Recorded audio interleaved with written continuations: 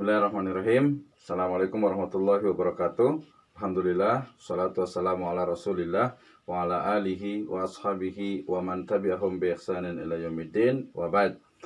Kita lanjutkan pembacaan hadis dari kitab hadis-hadis hukum karangan dari Ibnu Al-Mulakin.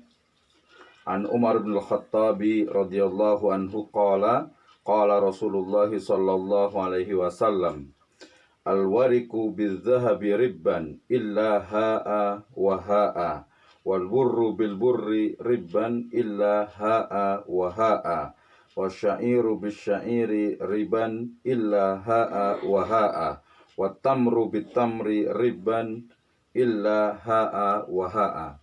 Artinya, daripada Umar bin Khattab radhiyallahu anhu katanya, Rasulullah sallallahu alaihi wasallam bersabda, jual beli perak dengan emas adalah riba, melainkan secara tunai, dan lakukanlah secara tunai. Gandum dengan gandum adalah riba, melainkan tunai dan secara tunai. Barli dengan barli adalah riba, melainkan tunai dengan tunai. Kurma dengan kurma adalah riba, melainkan tunai dengan tunai. Kemudian hadis nomor 294 dengan makna yang sama. Wa an Abi Sa'id al-Khudri radhiyallahu anhu anna Rasulullah sallallahu alaihi wasallam qala la tabi'ul dhahaba bil-dhahabi illa mithlan bimislin wa la tushiffu ba'daha ala ba'd wa la tabi'ul wariqa bil-wariki aw bil-wariki illa mithlan bimislin wa la tushiffu ba'daha ala ba'd wala tabi'u minha ghaiban binajizin. Artinya, daripada Abu Sa'id Al-Khudri, Rasulullah sallallahu alaihi wasallam bersabda, janganlah menjual emas dengan emas kecuali sama berat. Jangan melebihkan salah satunya ke atas yang lain. Jangan menjual perak dengan perak kecuali sama berat. Jangan melebihkan salah satunya ke atas yang lain, dan jangan menjual secara hutang dengan tunai. Kedua hadis ini berbicara tentang larangan dari Rasulullah SAW berkaitan dengan jual beli, adanya emas, kemudian juga perak, kemudian juga kurma, ya, dan juga gandum. Ya, tentu saja jual beli dalam hadis ini larangannya adalah larangan dalam hal yang dilakukan tidak secara tunai, artinya utang piutang.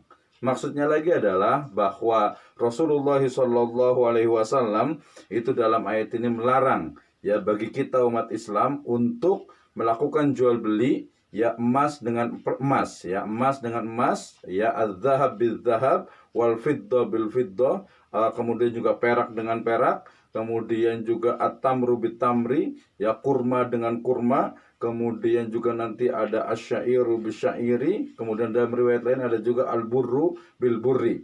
Ya, jadi ada beberapa hal atau ada beberapa harta atau kekayaan, ya, seperti emas, kemudian perak, kemudian gandum, kemudian kurma, kemudian juga garam, itu adalah amwal ribawiyah yang semuanya itu, ya, tidak boleh diperjualbelikan kecuali dengan cara tunai.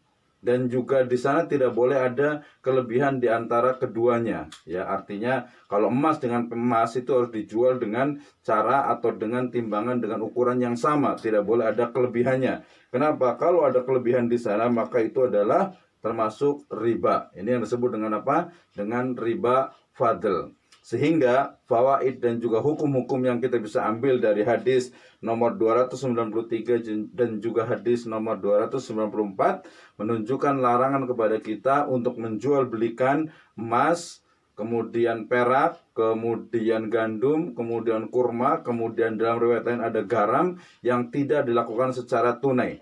Ya, yang tidak dilakukan secara utang piutang maksudnya, dan tidak boleh dilakukan adanya kelebihan di dalamnya. Ya, sehingga bagi kita, ya, sebagai umat Islam untuk meninggalkan jual beli yang mengandung unsur riba fadl ini, yaitu adanya kelebihan, adanya tambahan dalam hal emas dengan emas, atau perak dengan perak, atau gandum dengan gandum, atau juga kurma dengan kurma, kemudian garam dengan garam, itu tidak boleh ada kelebihannya. Ya, kenapa? Karena kelebihan pada amwal ribawiyah ini itu adalah termasuk riba.